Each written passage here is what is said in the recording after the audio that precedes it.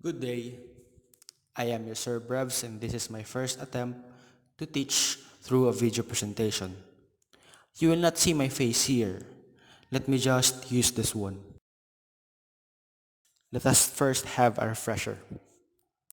I have already given modules about the essential topics on persuasive speaking and informative speaking with the topics of modes of persuasion, principles and types of speeches, and logical fallacies. Practical activities on speaking will be given once the classes resume, hopefully. I guess you have observed that there were no tips on persuasive or informative speaking aside from the power tips on beginning and ending a speech on topic 2. Basically, I do not want to spoil you with formulas or patterns on how to deliver speeches, for patterns bore me. I want you to discover your own creativity on constructing speeches, be it a scripted or impromptu. For today, we shall have entertainment speaking. We shall discuss this further because if we are going to look closely on or to rank the purposes of communication, entertainment's communication might be on the last place because people, or shall I say senders or encoders, most of the time wanted to persuade or influence the thinking of his or her audience, while receivers or decoders wanted to be informed. But speakers of these two purposes might not be that effective if they cannot hold the attention of their audience. One of the 9 C's of communication is captivating, and it is where entertainment speaking enters. Yun nga, kung hindi rin lang natin ma-entertain ang mga audience natin o sa context of teaching students natin, baka mawala yung kagustuhan nila for information or to be persuaded at ayaw na nilang magpakasal. Kasi nga, persuading. Oh, okay. Mukhang kailangan ko na itong madaliin dahil napakaluma ng joke na iyon. Kidding aside, according to Maring Mirayam, entertainment is an amusement or pleasure that comes from watching a performer, playing a game, etc. It is the act of amusing or entertaining people. So, we are being entertained by industries such as films, music, media, sports, attractions, museums, cultural events, performance art, video games, and others. In speaking, there is still a need to communicate a clear message, although the manner is in an entertaining way. The goal of entertainment speaking is not just to hold the attention and interest of the audience, but also to steer their emotions, just like what movies and music are doing to us. Entertaining speeches, for it anchors in audience's emotions, is not just for stand-up comedians, but also for inspirational and motivational speakers, the likes of priests, pastors, faith healers, and maybe this one.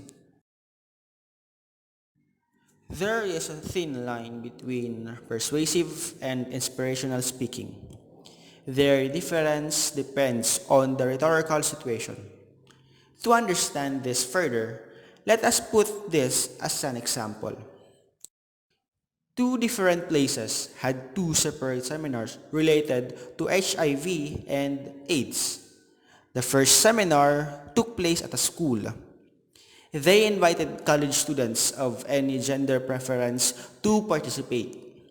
The speaker, a nurse, presented statistics and facts on HIV survivors and death rate. The second seminar took place in a hall inside or near a hospital. They invited HIV positive patients and patients who are recovering from AIDS. The speaker, an HIV survivor, shared his or her experiences of fighting against the illness. So, which place has a speaker that is into persuading? Which place has the speaker that is into inspiring? Yes, Mr. Breva. I guess, sir, that the speaker on the first school is persuading and the speaker on the hospital is inspiring. Okay, but we might also be persuading, although we are steering the emotions of our audience. Going back, studies on entertainment are both the concerns of psychology and communication. We know for a fact that the feeling of entertainment is a psychological act. Papasok naman ang communication because kompleto ang mga elements nito sa entertainment. May sender, receiver, environment, message, feedback, and others. Let us now focus on humor. Humor is pagpapatawa, nakakatawa, comedy. With entertainment, we use humor to escape from nervousness. May mga humor na nakakasakit, nakakapikon. May mga humor naman na healthy. And as future teachers, dapat doon tayo sa healthy way to deliver humor. Humor is actually a craft. Seryosong usapin ang humor. Hindi ibig sabihin na nagpapatawa ka lang kaya hindi ka seryoso o hindi dapat seryosohin kasi nakakatawa. Humor, because it is another type of communication, is not merely through verbal. Kahit walang salita, pwedeng maging nakakatawa. A classic example here is Mr. Bean. Mr. Bean does not need to utter a single word to make everyone laugh. Laughter is a delightful feedback for humor. Laughing is a social act. Hindi ka tatawa kahit na may narinig kang nakakatawang joke kung wala kang kasabay tumawa. The Social Weather Station last February 2014 for Love Month released a survey about the preferences of Filipinos for characteristics of a beloved. Ano daw yung gusto nila sa kanilang mapapangasawa? Ayon sa survey, 94% ng mga Filipino ay gustong mapangasawa yung napakaraming baon na humor or jokes or acts ng pagpapatawa kahit nasaksakan ng pangit. Siguro dahil when the beauty withers, masaya pa rin nakasama ang isang joker. I told my girlfriend that she is lucky because kasama siya doon sa 6% na mas preferred yung gwapo o maganda. Humor is part of communication because, say for example, may naisip akong nakakatawang joke pero kung hindi ko kayang i-articulate iyon sa iyo sa paraang dapat kang matawa, kahit na hindi ako tumatawa, hindi magiging epektibo ang pagpapatawa. The message will not be effectively sent dahil baka hindi kita mapatawa. If we study humor or kung matuturuan natin ang isa't isa kung paano magpatawa o mapatawa natin ang mundo, walang world peace pero wala ring war. Pero hindi ko alam kung paano ba itinuturo ang pagpapatawa. Humor is culturally bounded. May mga humor na baka hindi natin maintindihan because of its cultural context. Kung may narinig ka na atenista na nang-aalok sa isa pang atenista ng kito, okay, litan natin ang font at baka may katabi kang nanonood secretly. Yan. Hindi mo siya magigets kung hindi ka atenista. Because ang kito para sa kanila ay kinalas at turon. Ang ina-achieve ng mga komedyante ay all-encompassing na humor. Yung lahat hahagalpak sa pagtawa, the more, the merrier. So, let us have the theories on humor. Why do we laugh? First, is relief theory.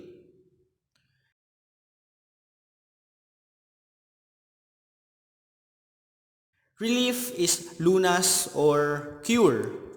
Humor comes out because of serious situations. We wanted to find ways to feel relief from the crisis such as this COVID-19. Yes, we share memes, we crack jokes, we do TikTok, we read, we appreciate arts, and these are our ways to feel relief or to escape temporarily because of this crisis.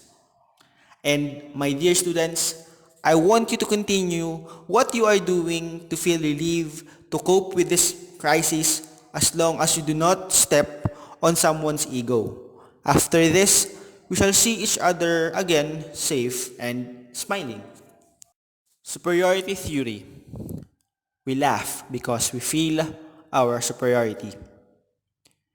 Tumatawa tayo sa kahinaan o kapintasan ng iba. Lait, tatsar, bansag. It is laughing to perceive weakness or kapintasan. Filipinos are usually creative on making lait. Pwede mo rin lang namang sabihin na mabaho ang kilikili niya, pero sasabihin mo pang, Bes, barato ang tawas tindahan. Halos karamihan naman sa atin ay nakaranas na ng pambubuli. Even bullies are also victims. Nambubuli sila for revenge ng pambubuli sa kanila. This theory also tells that we laugh or feel entertained because we are not on the situation of the person we are laughing to. We have three situations here. First, the person is giving a self-deprecating humor, or he or she acts stupid or committing something that would make him or her funny. We laugh because we are not stupid like the person. This is what clowns or jesters on Royal Palace do. Second, other characters from a certain show are making fun or pranking another character. Wow, mali! For example, as audience, we laugh because we wish that it will not happen to us someday. Third, we also laugh because the superiors made us feel unconsciously that we belong to them. May isa kang kakilalang nadapa sa putikan, sa mismong malapit sa iyo. Ang nasa isip mo ay tulungan siya. Ayaw mo sanang tumawa pero dahil pinagtatawanan ng mga tao sa paligid mo, yung kakilala mo, tumawa ka na din dahil iniisip mo unconsciously na buti na lang at hindi ikaw ang pinagtatawanan. There are discrimination-themed humor. These are politically incorrect. And we laugh because we are not the one being discriminated. Pwede ring baliktad ang superiority theory. We laugh because the one superior to us did something that we thought he or she will never do, but he or she did, and we wanted to bully him or her, so we crack jokes against his or her superiority. Take for example, the bulol-bulol of Sir Brevs. Another example is this congressman. Labis-labis na pera na ang winawaldas ng mga ito sa mga bagay na di pa naman importante at ang mga perang ginagamit o kinikita nila o bumubuhay sa kanila ay mga pera natin o pera ng mga magulang niyo. Niwalangang kaltas ang mga sweldo nila kahit absent sila sa session. Kaya heto, patungan natin ng mga memes ang kanilang ginawang katatawanan. We laugh because we wanted to be equivalent with their superiority. Our way to kill superiority is by cracking humor minsan sa tao na wala sa harap natin. Teacher, dean, principal, class president, org president. Ginagaya natin pati ang kilos and the way ng pagsasalita nila. Baka nga may gumagaya na sa akin, ayaw lang magpahuli. Incongruity theory. Teacher, pahirin-pahiran. Gamitin ang pahiran sa pangusap. Student, madami akong nakaing pansit. Kailangan kong magpahiran. We laugh because our expectation was violated. What we expect and what we are presented with are different. We expect for the pahiran to be used correctly by the student. Yet, he answered differently and used it as the Bicol term. Padi, magayon man si bata mo. Mauot. We only expect for yes or no as an answer, yet the result was different. And we laugh because we get what was being implied. The greater the distance between our expectations and the result, the funnier the joke. And that ends my discussion on entertainment speaking. Thank you so much. Please like and don't forget to hit the subscribe and notification button to be updated to my vlogs. Char.